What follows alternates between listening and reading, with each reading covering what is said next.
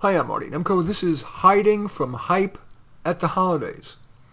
At the holidays, we may be particularly vulnerable to hype and out-and-out fraud. After all, at this time of year, we're ever reminded of humankind's, kindness, and that we should bestow peace and goodwill to all.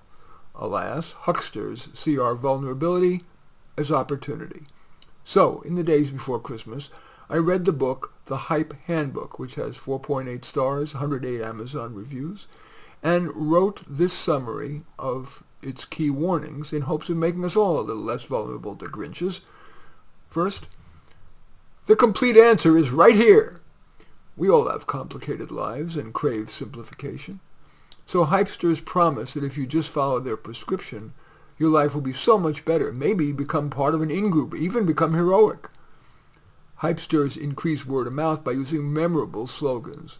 We, not me. Make America great again. Timothy Leary's turn on, tune in, drop out. Politicians' spinmeisters may go even shorter. For example, Obama's change and forward, and Harris's unsuccessful joy.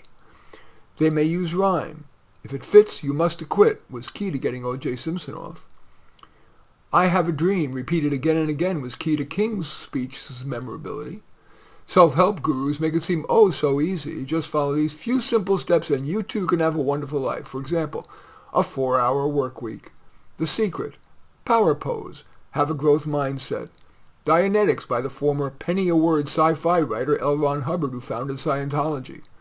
They claim that the secrets are all revealed in their book, with additional help in the upsell, the workshop, the retreat, or ultimately, join my team of evangelists, which of course is key to cult success.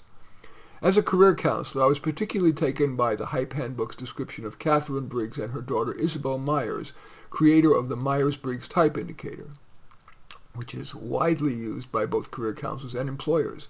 Quote, despite, like L. Ron Hubbard, not having any academic training in psychology, sociology, or science of any kind, to create the assessment, Briggs read a bunch of biographies of famous people. From this, she grouped every single person on Earth into 16 categories and called it law. Echoing the sentiments of countless mainstream psychologists, University of Pennsylvania's Adam Grant writes, quote, there is no evidence behind the MBTI, Myers-Briggs. The characteristics measured have almost no predictive power. Even so, 2 million people per year take the test, and many of the world's largest companies, including $10 billion plus consulting giant McKinsey, continue to administer and pay for it, end quote. Another of his, this book's, as I said, it's called the Hype Handbook. Another of its key warnings to us of what they do is they hitch their pitch to a star.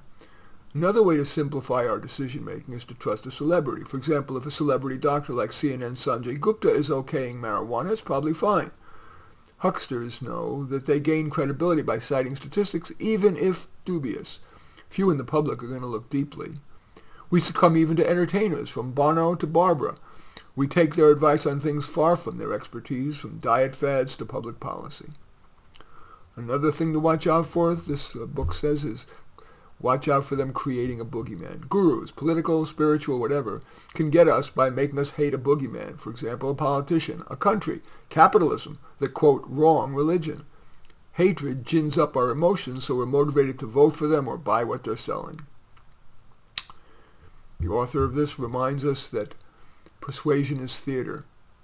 When Apple releases a new product or a political candidate is introduced at a rally, to excite the crowd, the room is festooned and the music pounds.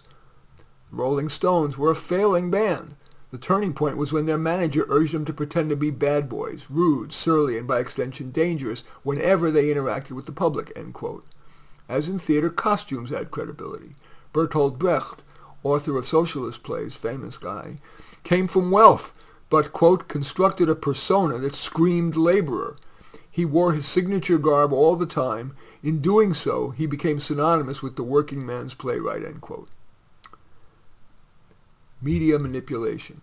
Abbie Hoffman, co-founder of the Yippies, jumped on stage during the Who's set at Woodstock, and its guitarist kicked him in the ass.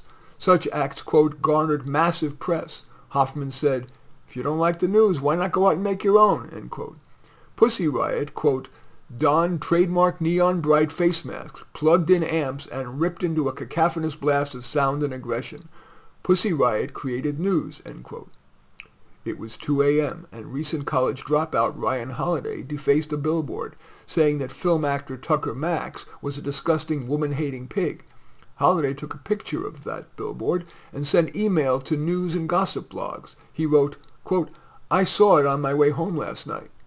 Outrage skyrocketed, and woke college students called for mass boycotts of Max's film, and ticket sales soared. The catch? The billboard was bought and paid for by Holiday and his client, Tucker Max.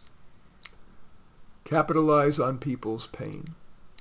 Tim Ferriss, aware that millions of white-collar professionals work long hours, unhappily wrote the book, The 4-Hour Workweek. In fact, only a small percentage of readers ended up working just 4 hours a week, yet, quote, that doesn't stop them from coming for more. Whatever the tactics, speak about the new reality with total confidence. Give people a steady anchor in an out-of-control world and they will be yours, end quote. And finally, the author's name is Michael Shine, of this book, The Hype Handbook, warns us that hypesters wrap change in the familiar.